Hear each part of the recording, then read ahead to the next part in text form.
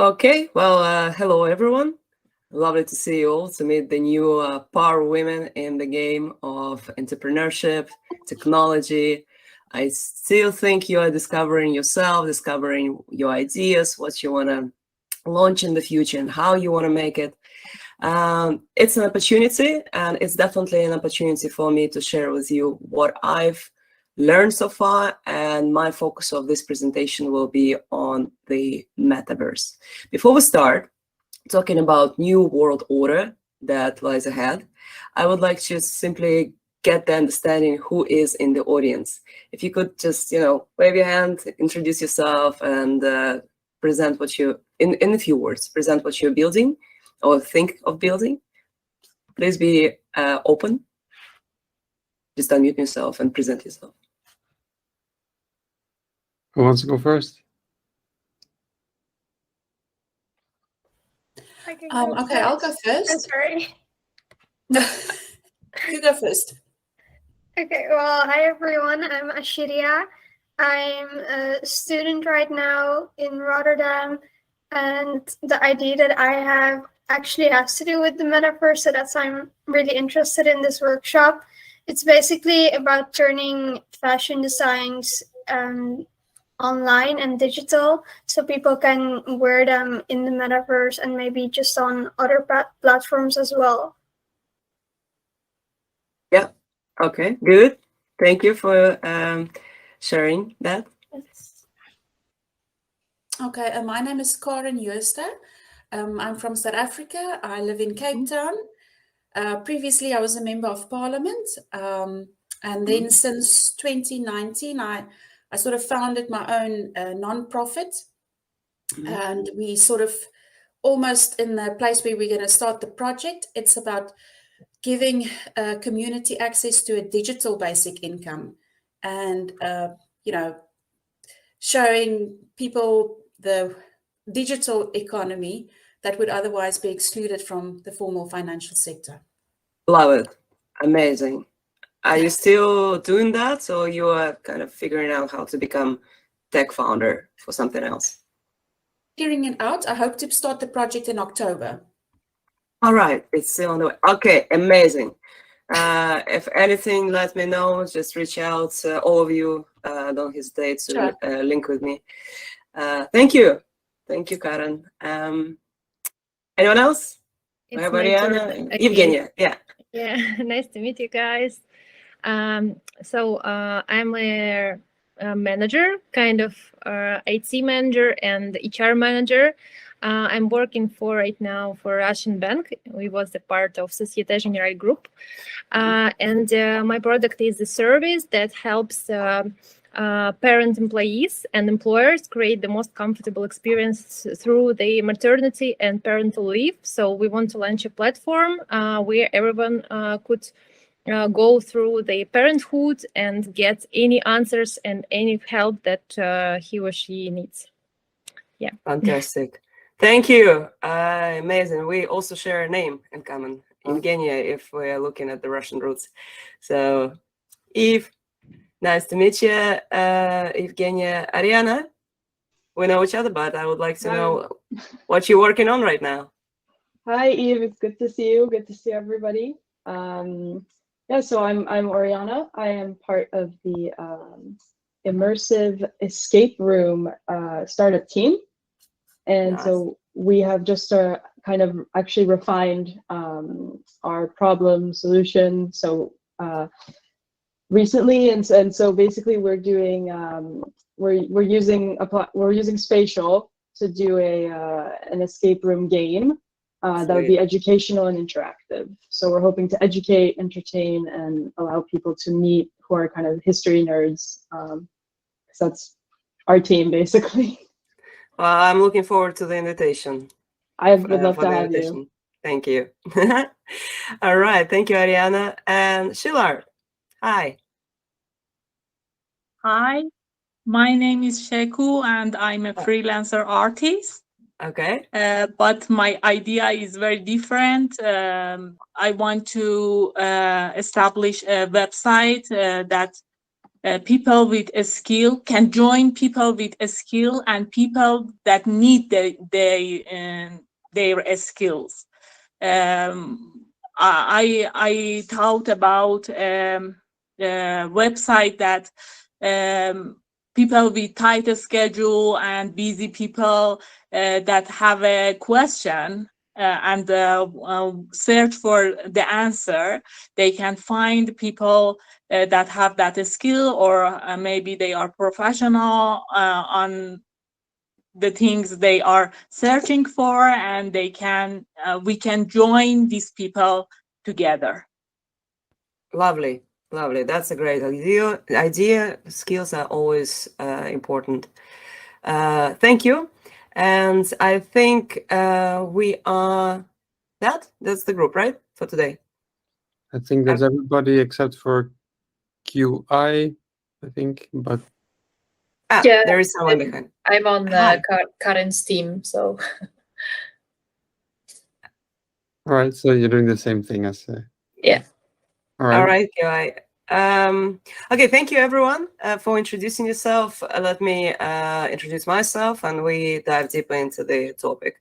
So I'm sending the link to my business card, as I call it. I can learn about my future past experiences later.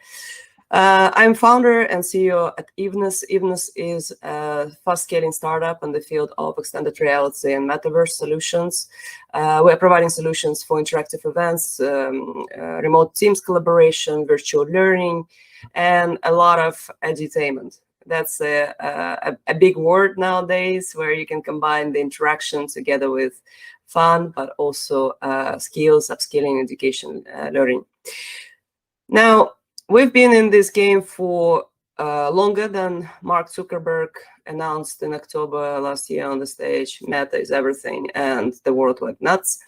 For the last 20 years, I've spent working with big corporates in the field of innovation, working with innovation labs, launching innovative solutions like payment screens for autonomous driving cars, IBM Watson technology, various fintech and AI solutions.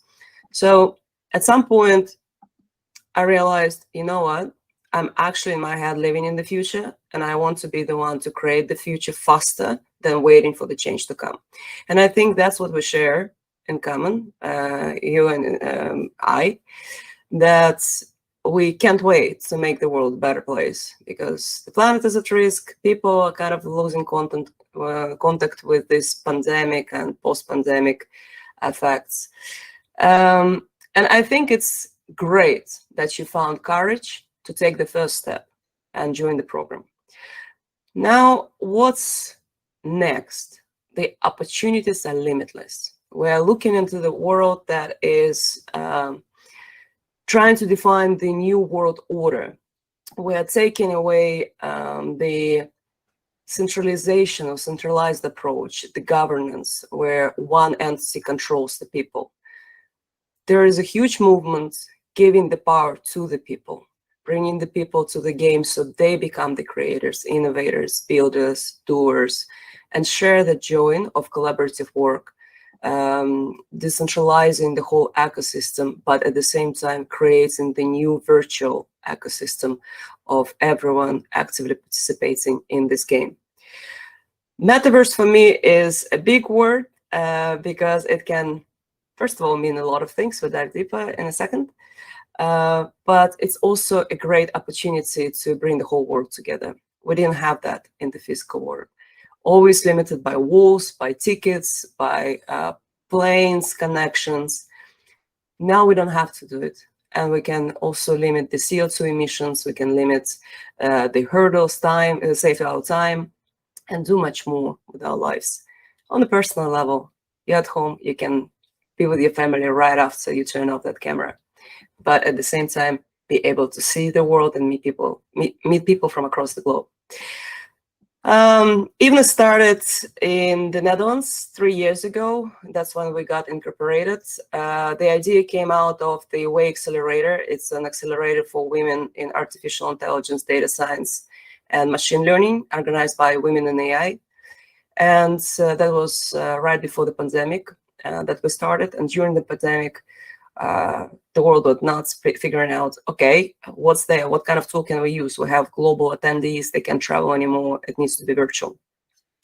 We found a partner that was Virbela at the time. And that changed, completely flipped the coin, right? It changed the whole dynamics. I saw the opportunity of a mega level for the people to be able to attend the events, to be able to participate in the programs, despite the fact that we all were kind of pushed into the closed environments of our homes due to the pandemic. 3 years after, Evnos is now also established in the United States. We scaled after testing our solutions, organizing a lot of events, building environments, testing platforms of other metaverse spaces. And we learned a lot, but we also learned how people learn, and they want to earn, how they want to be engaged. What is the culture shift? What is the behavior shift? Where the world is going, and how to make this collaboration easier for everyone. We are in the stage that we're building our own metaverse platform. It's still stealth mode, but it's based on 4 pillars: inclusion, accessibility, safety, and sustainability. And it's meant to bring that virtual ecosystem of innovators and creators to this world and empower it with AI and virtual economy. So stay tuned for this news. And now let's talk about Metaverse. There is no other delay to experience.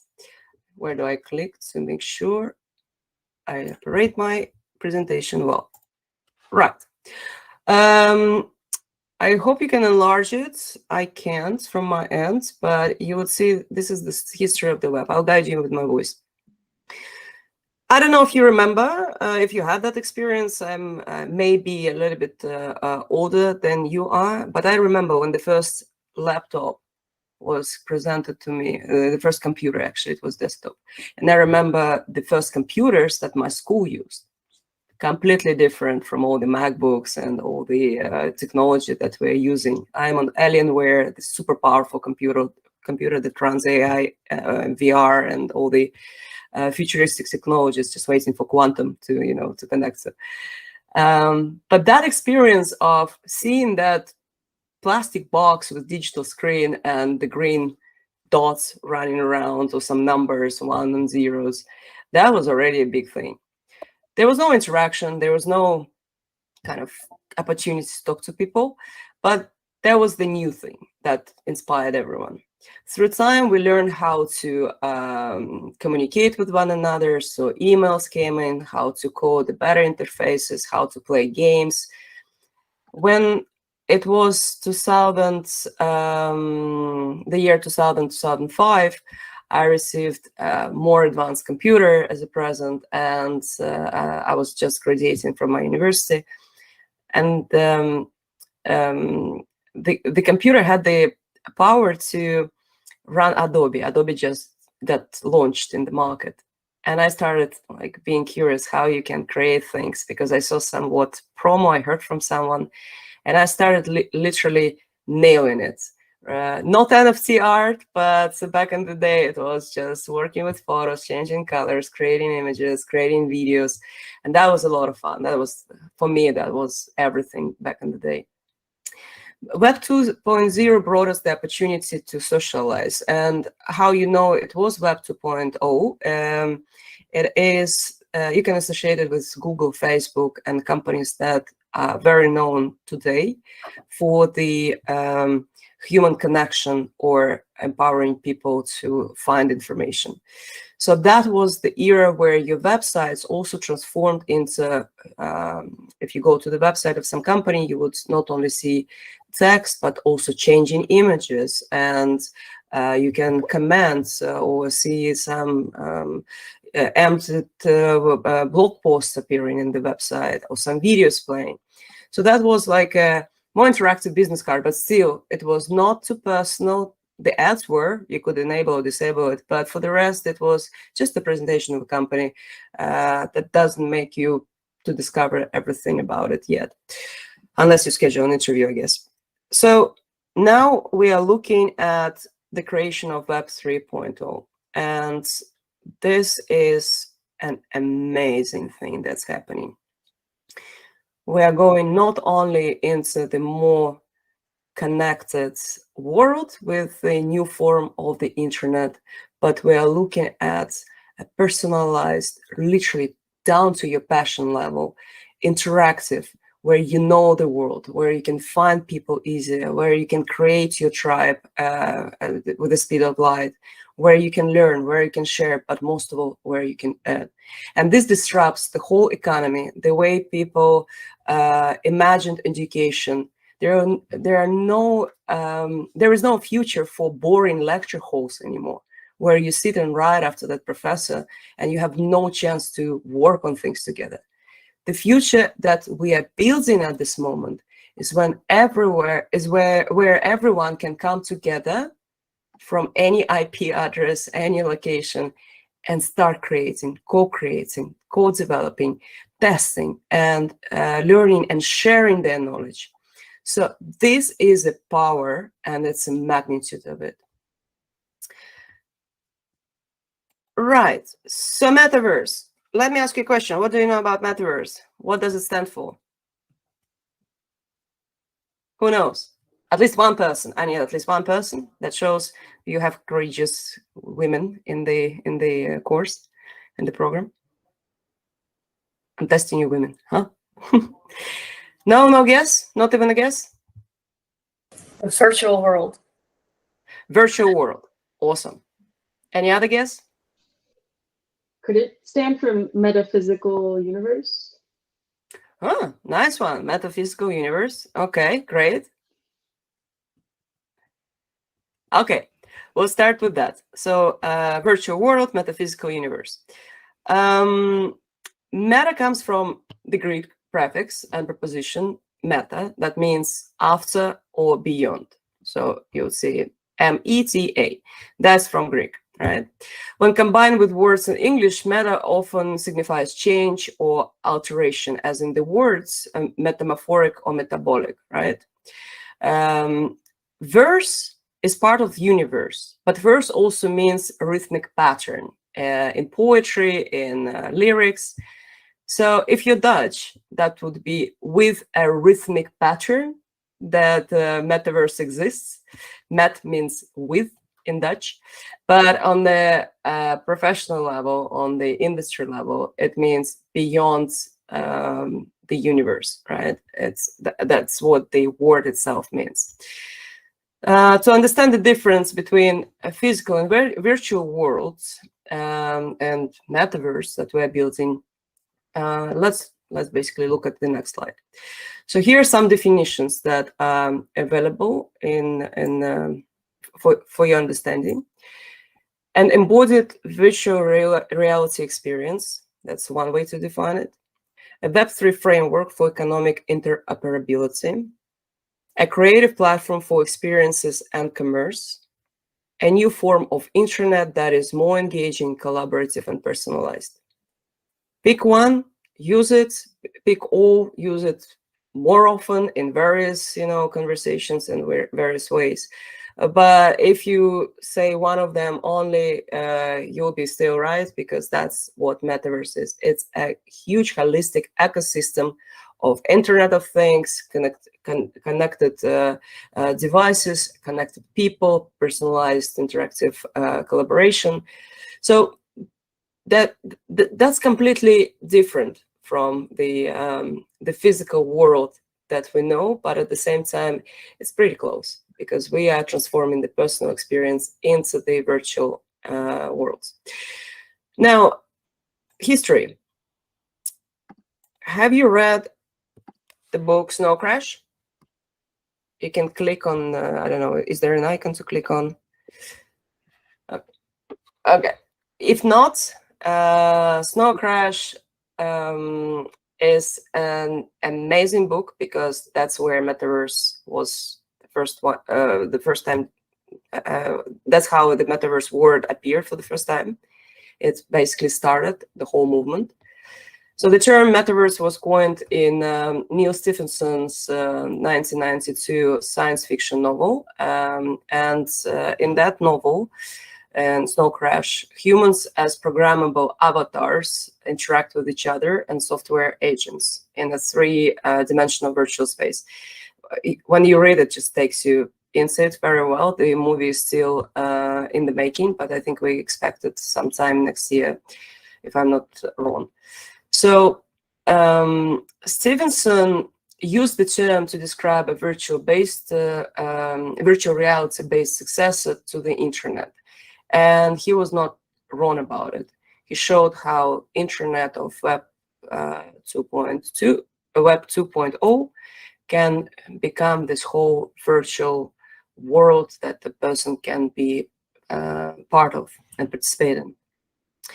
Ready Player One, you may have watched the movie, amazing movie, cheers me up all the time, because it's not only talks about or shares, presents the metaverse as it could be, and probably will get there sometime, but it also speaks about democratization, decentralization, the system of the DAOs, so basically giving that power to the people.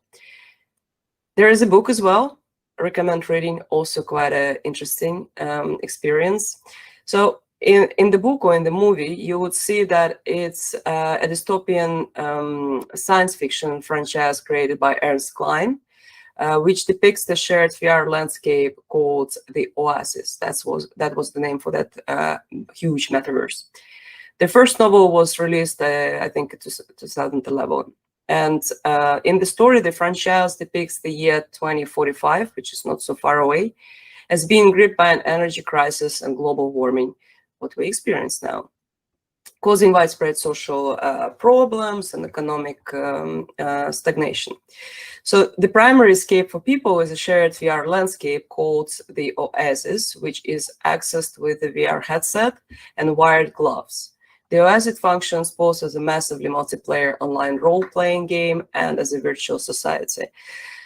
So that you can see as a description from the movie and the book, but once you watch it, you'll see how the people in the conditions of very almost destroyed world, let's say, in the cataclysms, living in the wars and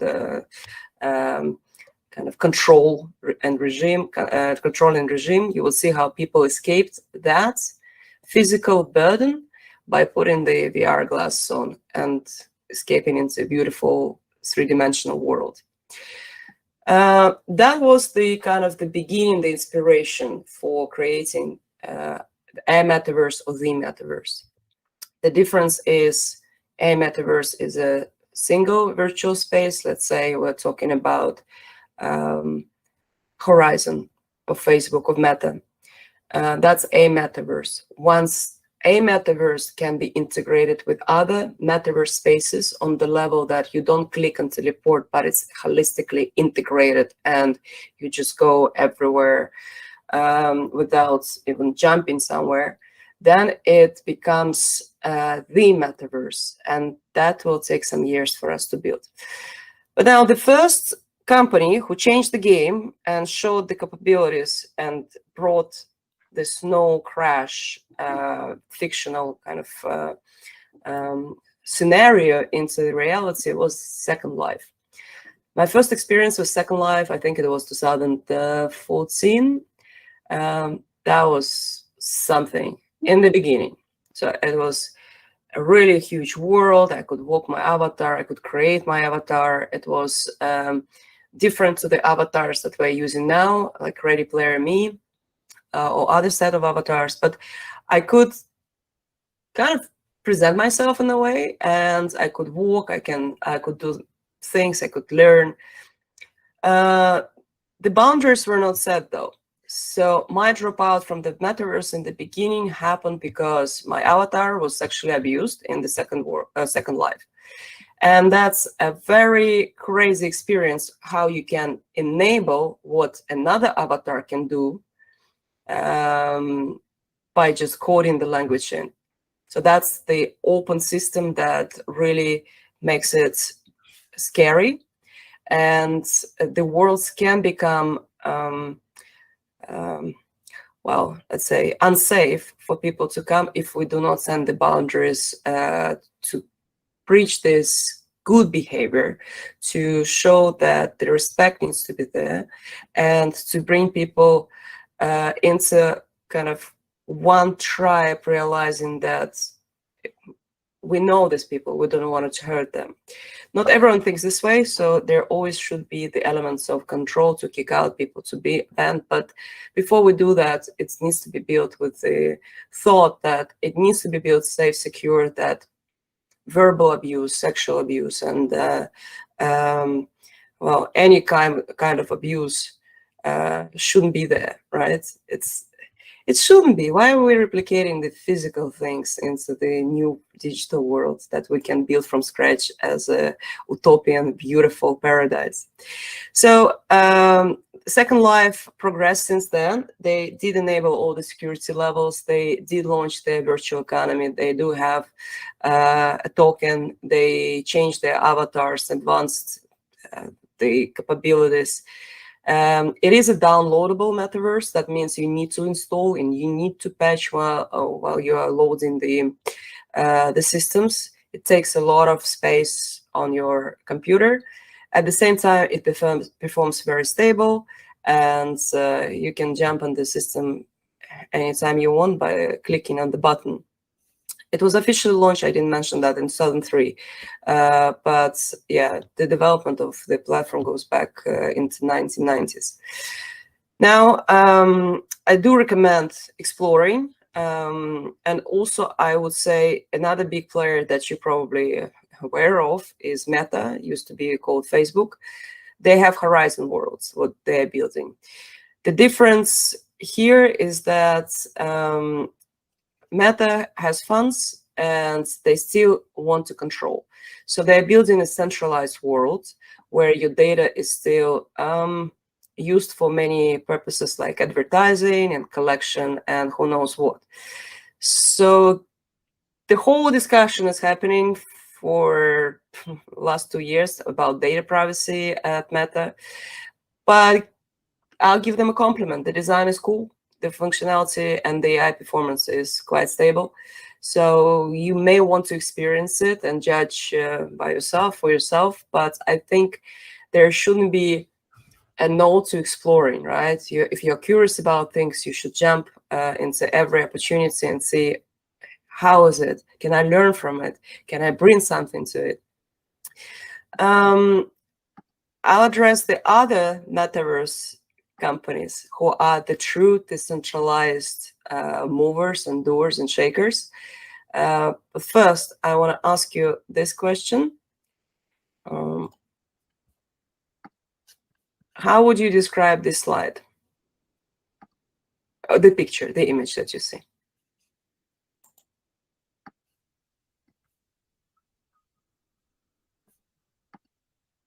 It's a kind of a big conference with a lot of, I guess. I'm sorry, I cannot really hear you well.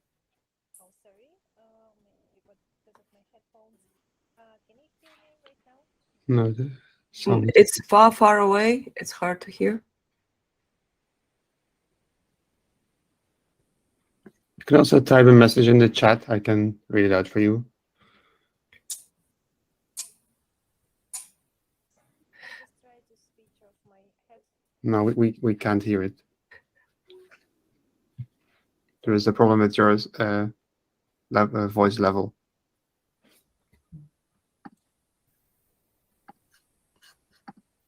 Okay, well, for me, it looks like a conference. Mm-hmm. Conference. Yes. Is it virtual? Is it physical? It looks like a physical one. Okay. It looks virtual to me. But Okay. it's got a similar setup to physical. It's imitating life. Good, good, good. All right. You provided different answers, so I'll take it from there. It's amazing. Both of you are right, because it is a physical event that has a replica and the virtual environment that looks pretty much exactly like the people on stage delivering message. It isn't in testing. It's not yet available in the market, but there was the commercial implementation of it that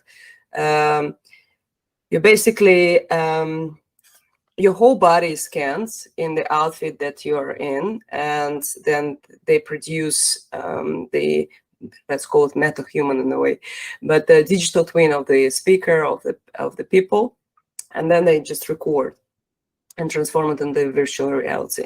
It's the next step to kind of organizing events and showcasing on the global level. But then this functionality helps you to integrate into your website, which should be a Web3 website, and you can open the website and just walk into that conference being an avatar. Now, difference is if it's a physical event only, the amount of people that are in the audience who bought the ticket probably or who were invited to the event are the only people who are going to get into this event. The speaker will be still acting as a preacher on stage, showing slides, pointing out some directions. Hopefully he has a great assistant with some technological design who can make these slides interactive and engaging, but hey, not the case usually. If we're looking into the future, the whole teleportation, hologramic approach, scanning the bodies to make our actual selves and secure our identities in the digital spaces, that all becomes possible. A lot of companies are working on it. What we have now for the metaverse, and that's where the difference, at least you will see the difference on this level, we have now various environments that can host, some of them limited amount of people, some of them are hosting thousands of people, right? You will see this is a Christmas party from last year, well, December party, it was not called Christmas, by Virbela. They had about, I don't know, 2K people. It's a huge, massive hall from across the globe. And you could dance together, you could talk to one another. There was a DJ spinning on stage. We just organized an event as evenings for the DAO communities, the power of DAO. We organized them in Spatial. And we had a DJ as well. Our group was smaller. Here it's 1/4, I think, of the group. We had about 35, something like that, people. And the DJ from Amsterdam, if you're in Amsterdam, DJ Rafaela Brown, please follow. She's amazing. She played some tracks her set. Now, the difference is you do not have to travel. You do not have to sit in the audience and wait for the time to go for a break when this boring presentation finishes. You do have a chance to talk to the speaker. It's not like, you know, VIP access only. You can enable that, but the world is not expecting that anymore. It's very open in the decentralized community, yeah, that you can come and build and share, and you still can make money, whether it's in tokens, in Ethereum, in crypto payments, or in fiat currency. So Virbela is a downloadable metaverse space. Spatial is a clickable one. And I describe it very easy with these two words. It's just because once you receive the link, you click on the link, you enter the space. Within the environment, you create your avatar. You basically appear in automated avatar, but then you can customize it and personalize it. You don't have to download anything. It runs smooth across devices, VR headsets, web browser, mobile phones, smartphones. Once you download, like Virbela, for example, or Second Life, you can increase the amount of people. In Spatial, it's 50 to maximum 500. You can extend the capacity now, but it just cannot process a render, that's the term, render avatars and the 3D elements as fast as the downloadable environment. So if you're building something that is metaverse, please do consider, you need to make a choice whether you want people to download it or you want to go with the clickable version. Or if you're not building the metaverse, but you are thinking of partnering with someone to get a metaverse for yourself, then do ask them a lot of questions. How do they ensure the performance of the platform? How they build? Is it a sustainable design, inclusive design? These questions are very needed to be addressed because, first of all, metaverse, AI, and 3D graphics, they consume a lot of processing power. That means servers run faster and louder. That causes the heat, and the heat causes climate change at the faster rate. So overheating the planet, that's what the data centers are helping us with. And we're all trying to figure out how to cool down and slow down the changes with the climate by finding sustainable ways of building metaverse spaces. I won't go into architectural design, but I will give you this slide that I hope you can enlarge somehow to see it better.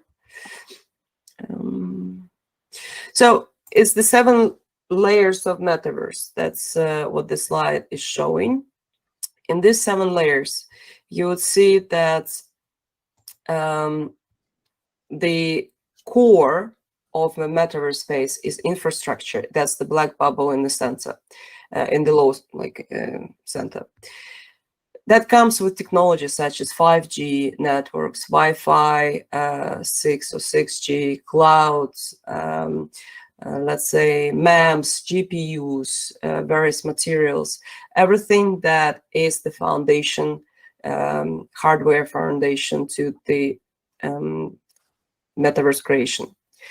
Then you have human interface, how people access smartphones, smart glasses, wearables, haptics, gestures, voice, neural, name it. We are mostly using it on the known devices, smartphones, headsets, and computers. But in the future, you can also just think about it, and it will take you somewhere in the metaverse, or it will appear, or the person you want to talk to, you can connect with, and he will appear in front of you. Decentralization is the 3rd layer of the metaverse, a very important one. That comes with edge computing, artificial intelligence, AI agents, microservices, blockchain. That's to enable the not only the, let's say, connectivity or connection of the whole world, but also the financial technology, fintech, decentralized finance, DeFi application of how you buy things, how you secure your digital ownership, how you secure your digital identity, how you exchange goods and services. So this is the foundation to economy. Can be a blockchain that is more power consuming, finding the right word for that, but let's say less sustainable. It's great, but it's less sustainable. And there is Hedera Hashgraph, a spin-off from a lot of awesome companies that put their efforts and knowledge together to come up with Hedera Hashgraph. That is the next level of blockchain. They have a minimum amount of use cases for this decentralized approach. We're building on Hedera Hashgraph because it's more sustainable. Everything is performing faster. Minting take less time and less processing power. And there are ways to ensure that decentralization happens in a sustainable way. Spatial computing is the next level. 3D engines, VR, AR, XR, multitasking, UI, geospatial mapping. These are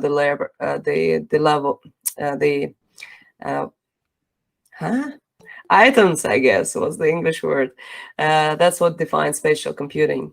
And you need it when you're building your solutions, especially, like, give you an example, AR. Usually you take your phone, you point at something, and Pokemon appears, or a virtual a piece of clothes or something else that appears on your phone.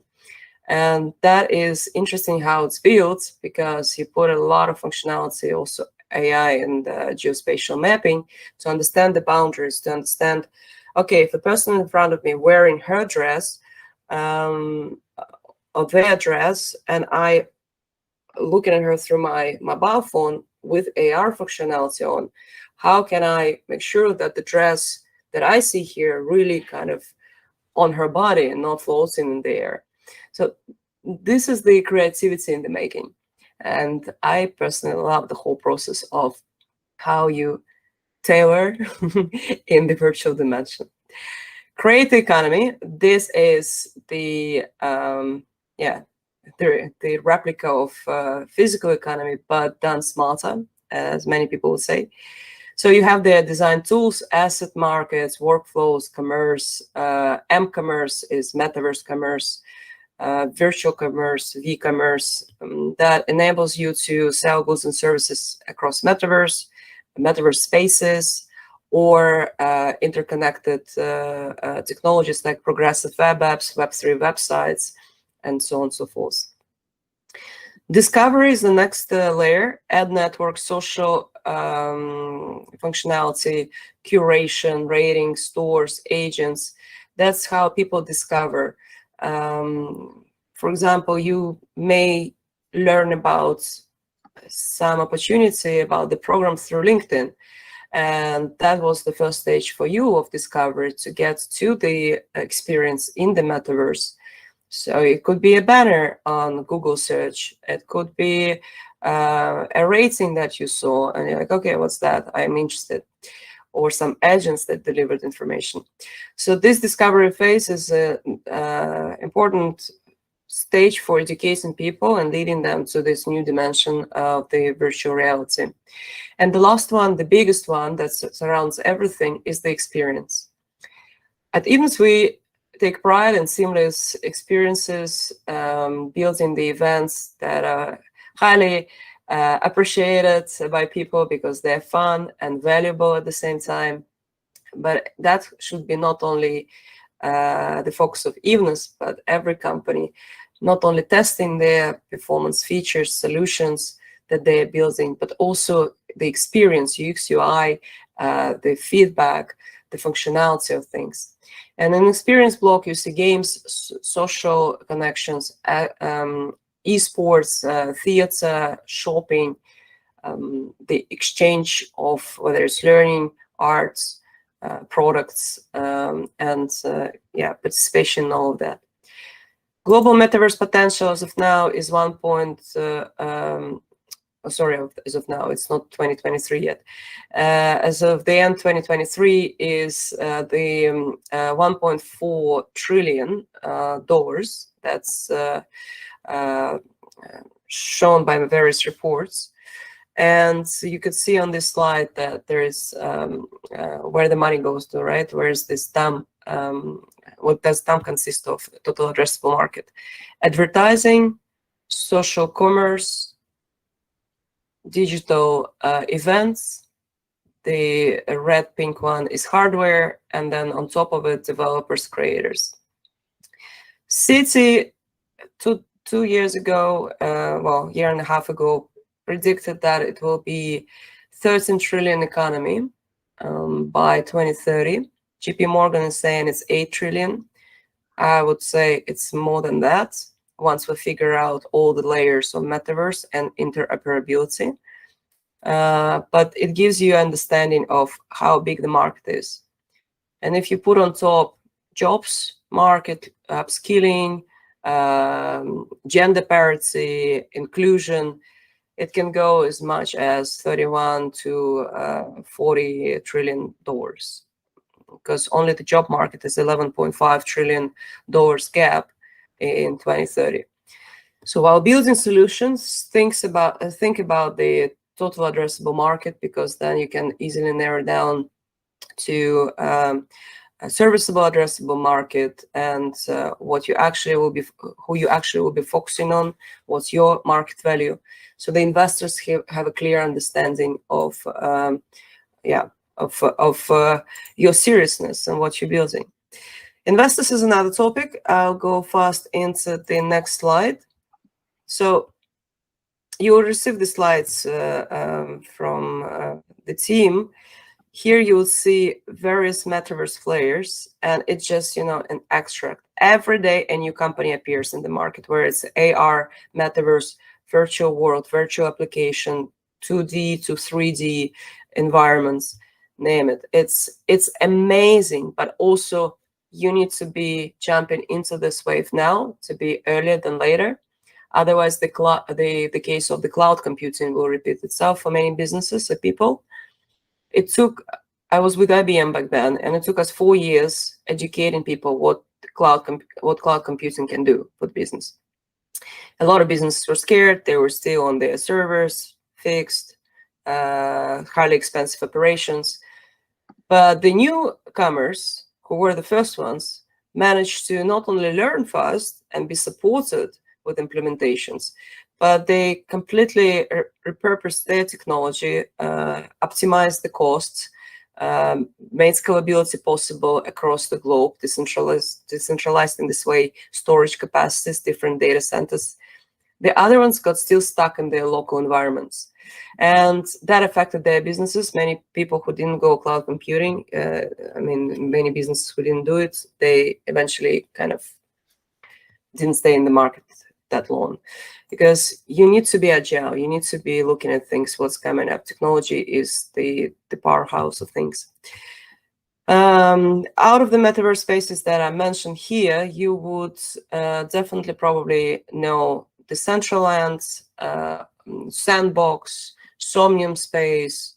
You've heard about the game Fortnite, Horizon I mentioned to you, Second Life, Minecraft is also going that way.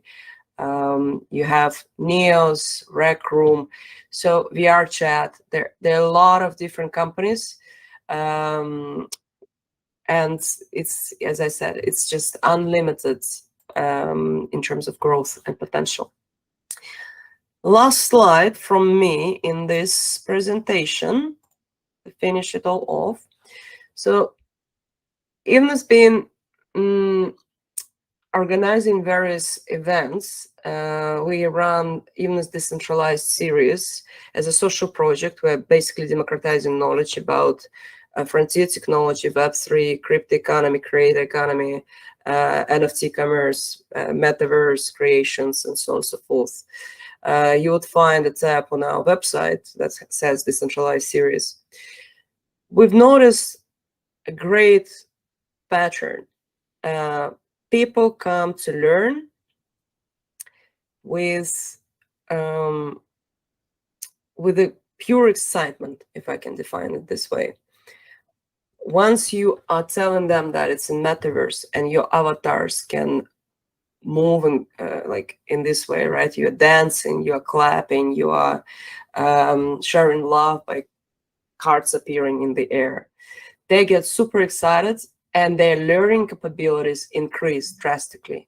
You become a SpongeBob in that environment, processing knowledge, adjusting, and figuring out for yourself. Ariana has been attending a few events, and that's how we met, actually. And you can ask her later all the questions about her experience. So I think it defined her to become a creator of 3D assets and environments like that. And we learned that it's not only improves the learning curve, it also enables people to find founders, find parties to partner with, find each other basically in this world. And if you're organizing investor tours or you're organizing big stakeholder meetings, it all makes it more friendly, because you come as an avatar, you're so fascinated with things, especially people who were native in Web 2.0, but they're still more mature generation. They're still trying to understand how Web 3.0 would work.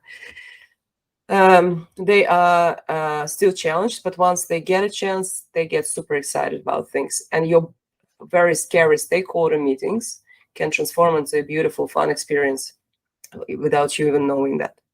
So take any opportunity that is there. YouTube, courses, programs like what we're running. It's a free program if you are an early bird.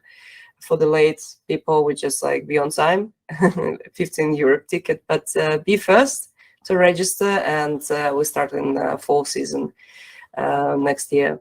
Oh, sorry, in the next month.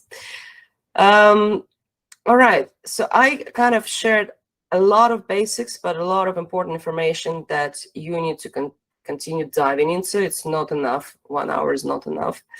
I would like to give you a chance to ask your questions, and then we would still have a few minutes left. I will share a link to our spatial environment that you can jump in as an avatar and just have a glimpse of experience if you haven't yet been able to do so. And I think at that moment we'll stop recording because we'll change the platform. Okay. Any questions? You can put them in the comments. You can ask with your voice. You can keep your camera on and off as you wish. Thank you for the opportunity for me to present all of this knowledge, and I'm waiting for tricky questions.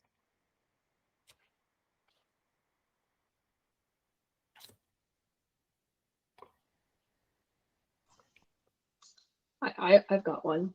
Yeah. Thanks so much. That was great. Always learn something with you, and I really appreciate you for that.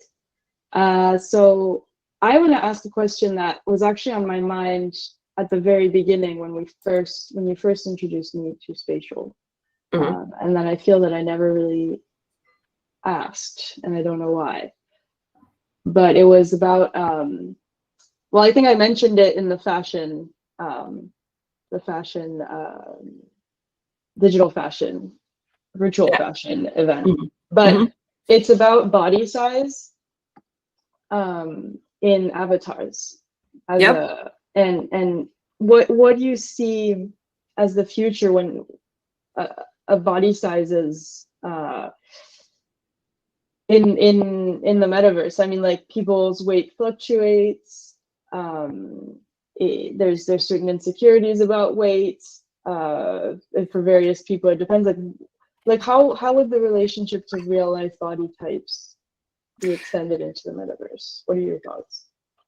Yeah, good question. So in various environments, you are able to pick the body type, whether you want to be super skinny, normal, a bit bigger, and you can adjust the shape, adjust the curves, really kind of tailored to your body type, that you can make that happen. Ready Player Me avatars, and these are the ones you would see in the photo on the last slide. These ones, right? They have legs, they're quite nicely done. They're all the same height, they're all the same body type, like normal body type, fit. People were asking about it, like, hey, why is it only this? I'm different. I want to see myself different. But then the psychological explanation and why it's done this way is that if the height is the same, everyone is equal. Usually the person with more height overpowers the person with less height, because you look down on the person and becomes kind of subconsciously that you are the dominant one, I need to obey, or I will be barking at you because I need to rebel, protest that authoritative power. So that is subconsciously and psychologically. Once you do have everyone on the same height, that's equality in a way. Then if you have the same body shapes, well, first of all, it's just a kind of nice design, but everyone is fine with a fit body. What you addressed, it's an important point though. I believe, and my team believe, that's why we put inclusion and accessibility also as important pillars, is that you need to have a chance to create your own persona the way you want to create it. And it's not only one white skin, like the color of white, black, somewhat suntanned, and that's it, and maybe a few choices of clothes. No, the spectrum should be massive, because you need to have hijabs, and you need to have various clothes. I'm not even mentioning that, but there are about like 50 shades of the black skin, right? You need to be able to find yourself in such a mixed world. It needs to be made possible. There are companies that are looking into creating you as you by scanning yourself. You would have a lot of cameras around for 3D kind of dimensions, and then you will scan yourself to put in this environment, a virtual world, and then you'll be able to operate your avatar, just adjusting it or not. And you'll also be registering it on blockchain or Header Hashgraph. So that is your digital identity that no one else can have. Now, the Ready Player Me avatars, if Ariana comes, I don't know, wearing a nice t-shirt and looking a certain type without using her face, like uploading photo for her face, I can recreate the same avatar, pretend to be her, and do some, kinky things in virtual world that Ariana doesn't know about. But then it's her avatar. It's not protected. So there are threats to digital identity, and by registering your digital identity on the blockchain, that secures your own ownership of things and minimizes risks. Ariana, it was a big answer from my side, but I hope I answered to your question. Yes, actually, I hadn't thought about height as being that big a factor, but I mean, I'm short, so I totally feel that power dynamic. Yeah. Well, that's how they build it, and there are other avatars like MetaHumans from Unreal Engine. That is, I will send you a link, but it's a beautiful creation. Unreal Engine is very high quality, but also high processing required to render. But the design is absolutely stunning. That's actual person. And with artificial intelligence and sooner artificial general intelligence, when the machine can not only advise you but make decisions for you in the agreed way with the humans, so there are no overtaking the worlds by machine. There you can create the metaverse spaces with your voice, with I don't know, let's explore various forms of art. There are a lot of applications of artificial intelligence. So yeah, the future is leading us somewhere, and I hope we will be able to experience the beauty of the virtual economy and virtual worlds, unless we suffer from the climate change and will be too hot, and we will not be able to run the data centers for this beauty. Hopefully not. Okay, more questions? So that was such a. This is Karen. Hi. That was such an interesting answer. Yeah, this is a very exciting. What do we call it? Workshop seminar. Thank you very much. So I just want to ask a question. It's not such a philosophical or in-depth question. I think it's a very simple question, but I just want to understand: is Web3 the metaverse, or is the metaverse Web3? And is cryptocurrencies and NFTs part of Web3? Right. Web3 is the new form of internet. So everything that comes into the internet or organized in the virtual dimension is Web3. Like everything that is personalized, interactive. Web3 consists of metaverse and virtual worlds, right? That are interconnected or not. Web3 consists of decentralized economy, DeFi finance, decentralized finance, that is part of it, but not necessarily equals to Web3.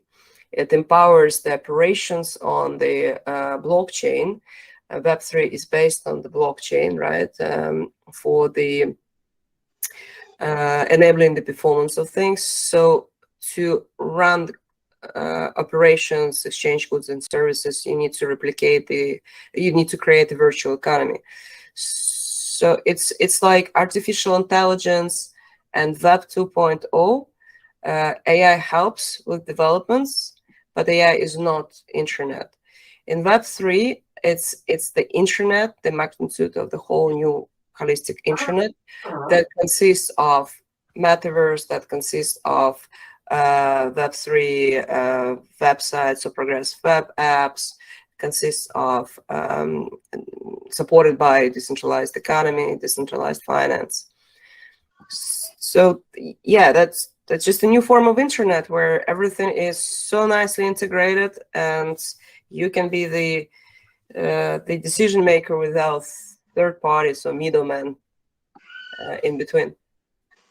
Okay, so just to understand this correctly, so Web3 is the big category, and blockchain, NFTs, Metaverse, all of that is sort of elements of Web3. Yes, they are part of it. Yeah. Okay, thanks. Welcome. Hi, I had a question as well, and also wanted to mention the presentation was very informational, so thank you. So you talked about like sustainability also, and I was wondering how you measure that in the metaverse, and because I read about how it also uses a lot of power, so I was wondering about that. Okay. So I will answer to it very quickly because I really would love you to attend this event that has amazing speakers. It's Metaverse and Sustainability on September 13th. We are to discuss the the performance of Metaverse, but also how to build. And we have the Polkadot there. We have the people who are building. Let me just do this, because if I'm a little bit slow this morning. It's been an epic week for me, but I would like to just show you the exciting lineup of speakers. Okay, and it's in support of your program now.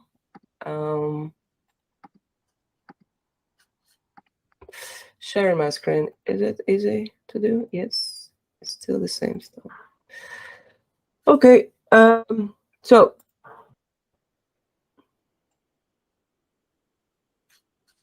you will see. Okay, you will see now. Yeah, great. We have a head ambassador for Western Europe from Polkadot, so that's the cryptocurrency. We have the protocol. We have Eric Hansel, who is the creator of the Scubaverse, where you can virtually swim with dolphins and discover the underwater life in a scientific way. It's a very beautiful environment. Maya Frost, who is the Switch strategist, founder of the company, looking into the natural disasters, climate change, and the technology effects. Shrikant Kulkarni from India, he is experimenting with new forms for minting and decreasing the consumption of the processing power.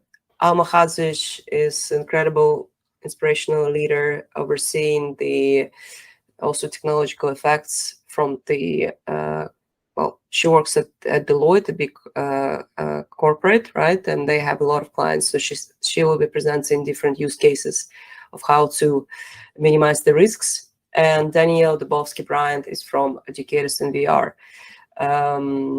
They were the ones to figure out the sustainability, how by not traveling, by not having this last mile, but just going into the environment, how much you can save, not only in terms of money, but electricity, power, gas, CO2 emissions. And it shows quite interesting data that there are some metaverse spaces that run and load as much as Zoom does. It's pretty simple, low poly metaverse spaces, and the consumption of the processing power is not that high. The more you go into the sophistication and beautiful designs, the more you start using the processing. So from the scientific point of view, there's the whole framework, right? ESG goals, sustainable development goals. For the sustainability aspects, once you're designing, you're looking at not only how many people can access the environment, but what's the load time, what's the workload, the processing time, the amount of elements needed, because every single item in the world, virtual world, let's say if I just show something like this, it causes, see, interaction on the next level. Yes. So it causes the environment to be more heavier and be processed more, differently. So that I'll stop share for now. This.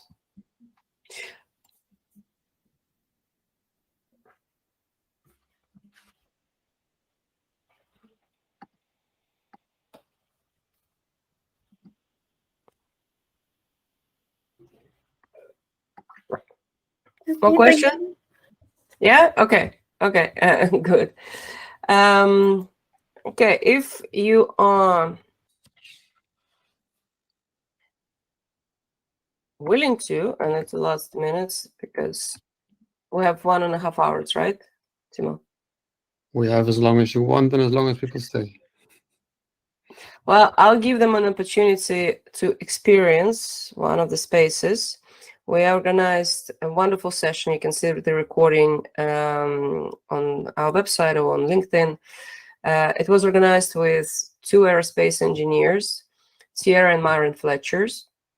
And also we had a keynote speaker from the BSI group, then Lisa Lecluse. Sierra and Myron Fletchers are building the Mars rocket to take people to Mars. It's a NASA rocket. And they work at Boeing. So we had them for the workshop presenting how they do that, what are the key elements, how possible, how close we are to send people to Mars. And this is the environment I want to take you to. It's called Mission to Mars, Even Smart Settlement. You will receive the link now. Copy. By clicking on the link, you'll appear in the world that will, for the first second, load the elements. And then you start appearing with the preset avatar that you can customize later on. Ariana is here. See, I will be sharing a window. Yeah. Okay. So I'm sharing the view with those who don't want to do it but want to see. So, do you see on the screen what I'm sharing? I can see it. Yeah. Yes. Okay. Awesome. All right. So this is the environment. This is a small, really small environment. Here upon the entrance, you see the white kind of poster that explains the moves. We have here the list of attendees: Timo, Aishiria, Ariana, and Eve, who are in the environment. Let's try some functionality. On the keyboard, try to click on C. Let's see what happens.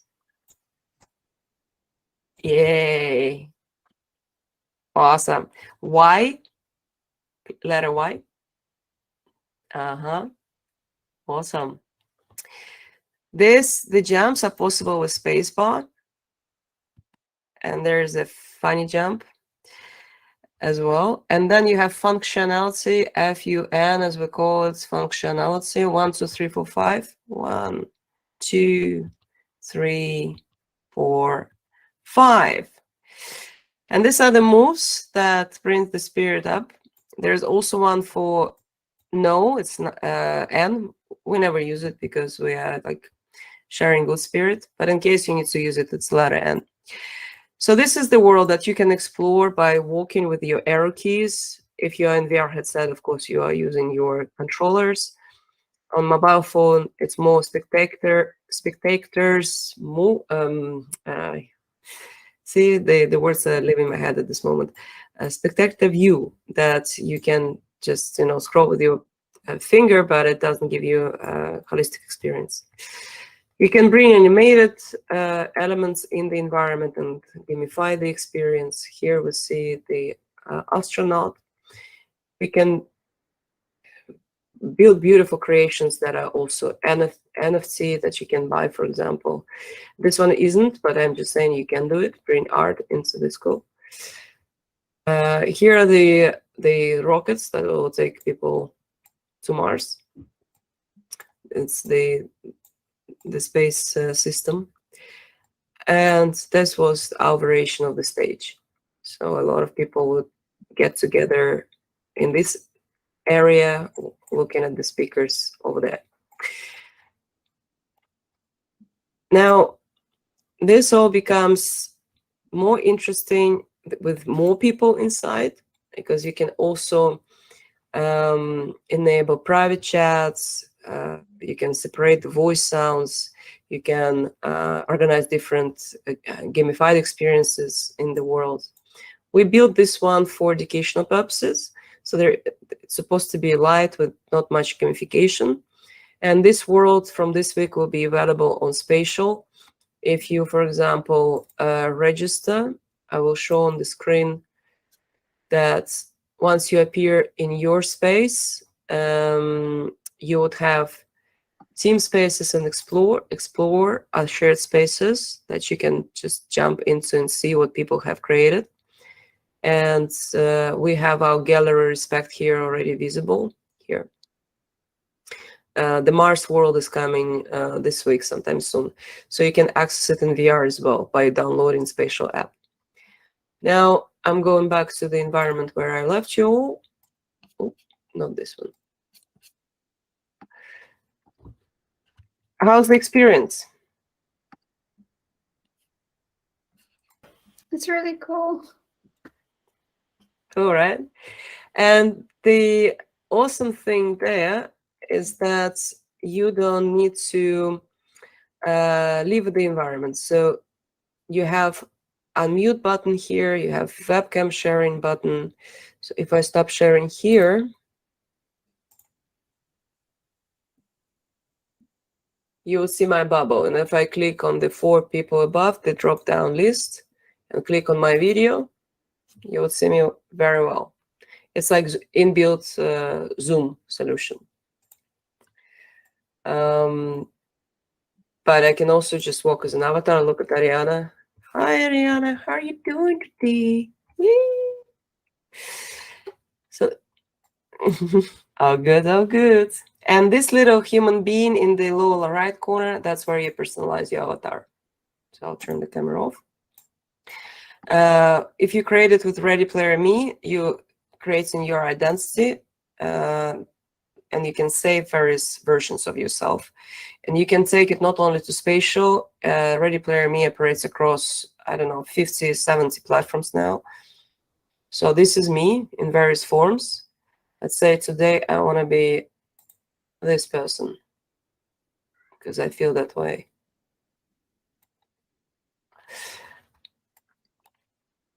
And then it becomes more fun. And that's the way how to see your avatar, right? By clicking on avatar human being here. You can also go on the first person view. If you don't want to see the back of your avatar, you can just walk in the first person view. And this is third. So you see others and you see yourself. You can jump. You can check out the sky. This environment was built in like literally, I think, 2 days. But we didn't have to design assets like this spaceship and rockets. There are a lot of available resources that you can download, sometimes free of charge even. And there are talented people like Ariana designing epic things. And you can create your spaces with the speed of light. Save this link. You are more than welcome to come here anytime. I will send also another one that is the Gallery Respect, showcasing the stories of people of color on the global scale and through time. It also has something interesting I'll show you.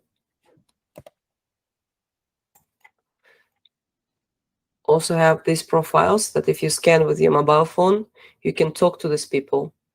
They are the survivors of various massacres, civil rights movements, protests, slavery. You can really learn from these people a lot. And then you can scan for additional content under each photo. So here is the Gallery Respect. It was our social project in the beginning of the year that resonated across various media channels here in the States. So this is it from me. Feel free to just, start exploring, start creating, build something virtual. The technology is affordable. You can use some templates that are just, cheap to use, or you can hire designers who will build you your own world or your own space. But you can definitely start somewhere with what's offered to bring your idea to life and incorporate into Web3 websites.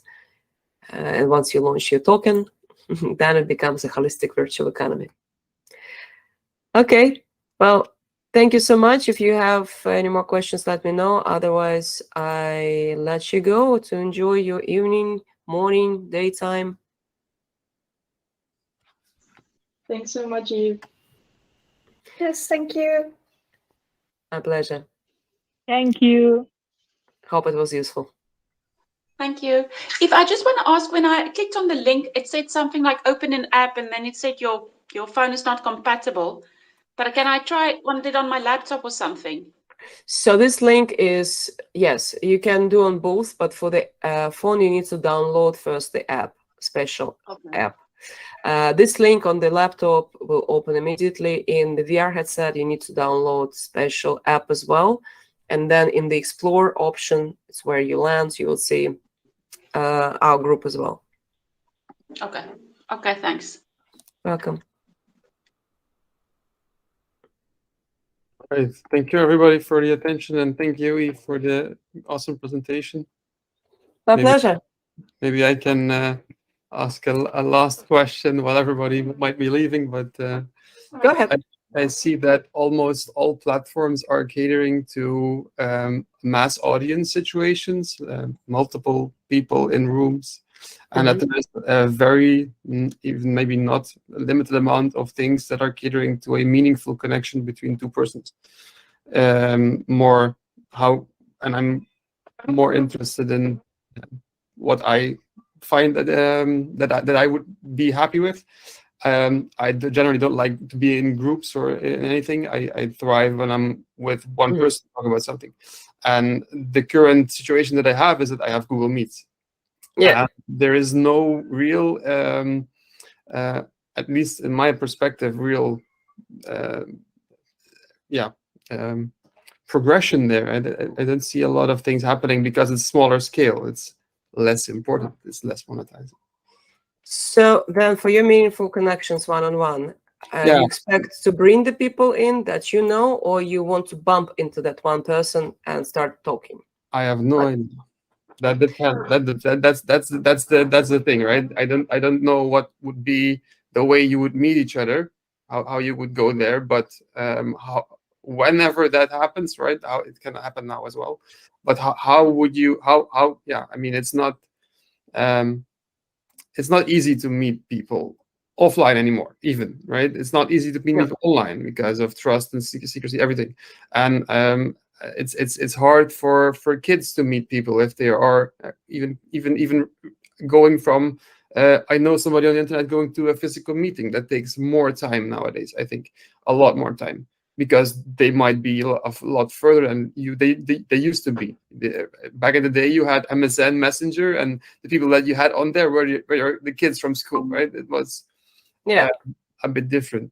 So I'm quite curious how that's going to develop in the next years, also because one of my developments at Catchain is the life certificates aspect, so that you can, and then maybe more tailored towards one-on-one education. So how can I prove that I had a conversation with, for example, you alone, in a meaningful way, that it contributes to something, maybe therapy, or it's something else?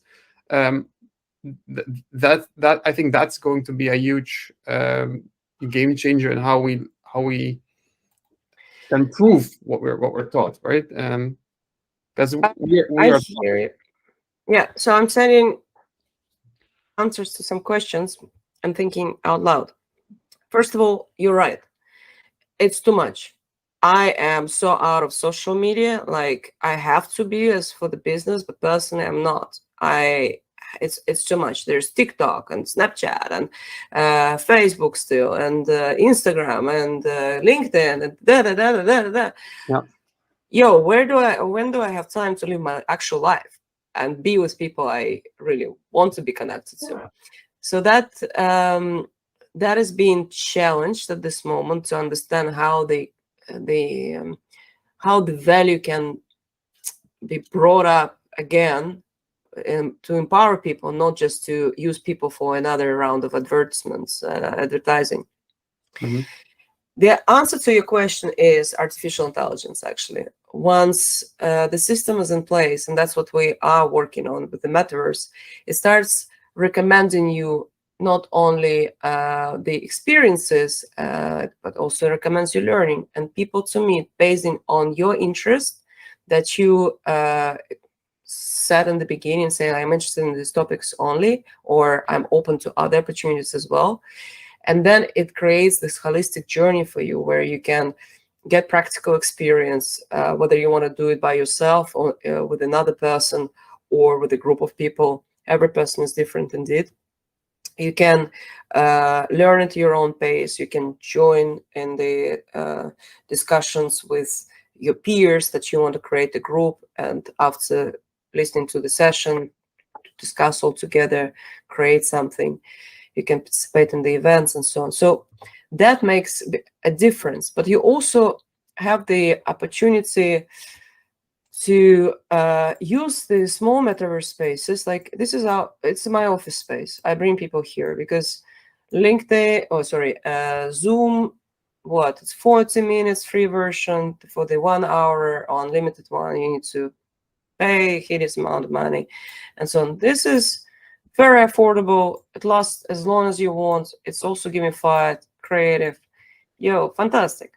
So you can bring your people in by inviting them over, and you just share the link by going here, can view, can edit. Usually it's view for attendees. And that's how you steer the connection. But if you want to just bump into people, you need to be part of this huge metaverse with a lot of people, multiplayer environments, where you can eventually bump into people, or the system can recommend you that this is your person to learn from, to work with. And then you take them to, I don't know, a bench in the park, virtual park. There are just two of you talking, and you can protect your audio level for a secure discussion, but still seeing the world moving around. Or you can bring them to your office space to just have one-on-one, take crazy photos, or even, I think here we have martini glasses. In the VR, you can grab it and celebrate. Goofy. So I was wrong in my artwork that I made. I was wrong. Damn it. I repainted Hopper's Nighthawks without the glasses and without anything that was containing food, because you would not have that in the metaverse. But apparently I was wrong, because you have it.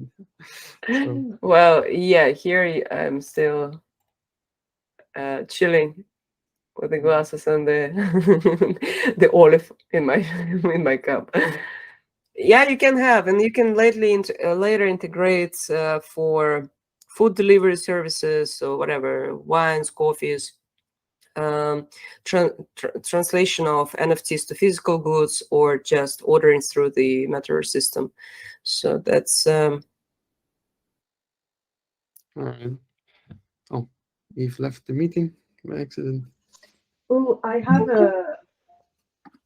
a quick thing for you. Just in terms of what it takes to get one-on-one meetings happening. Like, there's like I met with a friend recently from school in spatial, and it's really a matter of getting them to create an account. Sometimes it's like the hurdle. So if they have an account and they're aware of how the technology works, like that's a lot easier. But it's like a. But I think the problem is not in the fact that it's not possible to do it, but that no service is actually targeting this and catering for it. And I The art chat is pretty good. I put the link down there. That's for headsets. So you're right. There isn't like an easy web like. No, I mean, what is that? So we're talking one-on-one now, I think, right? And there's one person. But what is the alternative to having a Google Meet and talking like this, right? It might not even be about being in a room or in a physical environment, seeing each other, but it might be about be able to play a game together and see and do something, or being able to very easily share things. Maybe even to prove what you did, right? To afterwards, to prove that you discussed this topic, or to prove that you. So like yeah, with that's what recording. I am working on. Oh, that's your product that you're building? Yeah, one of the products for Female Switch that we are building is the life certificates part, which we are building out, or at least is my idea, so that it can validate and prove that you had one-on-one education. So you had a 1-hour course with a teacher. That teacher has to do a certain action. You guys have to do the action. The homework is recorded automatically, and that's your proof for that you did this. And that means that you can now. Yeah, that's awesome. That's a great idea. Something. That's a great idea. This can even go in our ideas further to sports. It really is a thing. If you're a kid, you go to play a sport and you make it to team captain. That's cool, right? But how do you prove that you did that, right? How do you really prove that you did it, right? Because everybody can say, yeah, I was team captain once, or I did football for 10 years. But it kind of matters if you were always on time and good, or if you were always late. Or if you were always late and still good, that is also a thing that you can select for. But it's so that's something that I'm interested in, mainly because I teach dance sport. I do dance sport. I do ballroom dancing, and that probably has given me more value in education than anything that I've done. I'm massively self-taught in the things that I use daily, so the rest is just a creative degree, which is just for the learning how to be creative in the right way and how to be critical. But everything else is just self-taught, and that's for me not a problem, because I can sell myself. It's not a problem. But for people that have the problem about talking about themselves or selling themselves, I mean, a lot of women are struggling with that. That's what we're seeing. They play things down, and they tend to do that. So I see that this is an ingrained problem, right? Because we can prove one-on-one interaction, and we're not doing anything with it. So that's just the idea so far. Oh, I see how that could be useful. Yeah, I definitely see it. Yeah, I have trouble selling myself a lot, and I know I'm one of the ones who are more outgoing. So All right. Maybe Eve is coming back for maybe a last saying goodbye properly, and one of my colleagues can cut this part out.